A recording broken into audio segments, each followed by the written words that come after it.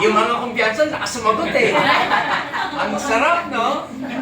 Naka-first day na tayo. Kanina umaga, pag-ising namin, kanya-kanya kaming kuha na ng Bible kasi magbabasa tayo ng Bible.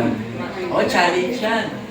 So, sige, samahan niyo ako, no? Magpasalamat tayo sa Panginoon. Purihin natin siya sa additional year na ibinigay kay Chelly at sa atin na marami tayong pagsasaluhan doon sa loob. Sige po, let's pray. Aming mapagmahal na Diyos, papasalamat po kami sapagkat dinagdagan mo ng panibagong taon ang buhay ni Sister Chelly. Salamat po sa kanyang paglilingkod at alam niya na dapat ito ay gamitin para po sa inyong kalooban. Salamat sa talents na ibinigay mo sa kanya. Itong pagluluto, paghahanda, even pagtuturo at yung pagpapakita ng magandang buhay na merong Kristo.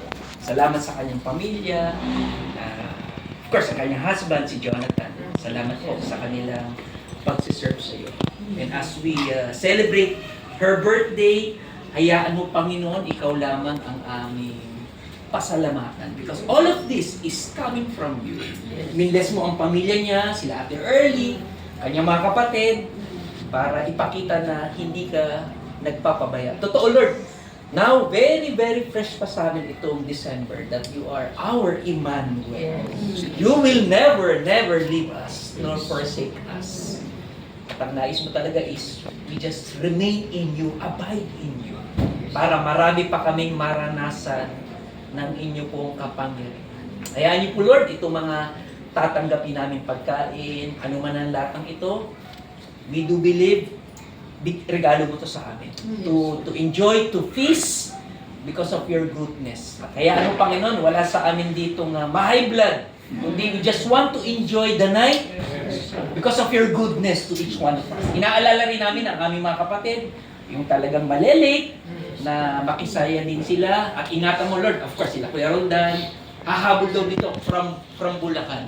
At sama-sama kami na isa lamang ang aming kinikilalang mabuti Diyos. At ikaw yan. On this very first day of 2025, ay pinapasalamatan ka namin. First day pa lang, andito agad yung blessing. Very physical, very literal. Itong pagkain, so bountiful. At pagpapakita that you are really a good God to us. Maraming salamat po. Again, I pray for Sister Chelly.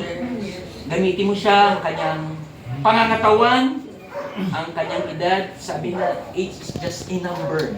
At marami ka pang pwedeng gawin sa kanyang buhay. To see that you are a mighty God. Ang kanyang family, even wisdom, bigyan mo po ito sa kanya. Physically, Lord, I pray, palakasin mo ang kanyang katawan dahil very physical ang kanyang paglilingkod din po sa inyo. At financial, kayo rin ang magdagdag nito sa kanya. Sa inyo po ito pinagkakatiwala, ang bawat isang rito, itong family ni Kuya Lucio. In Jesus' name we pray. Amen.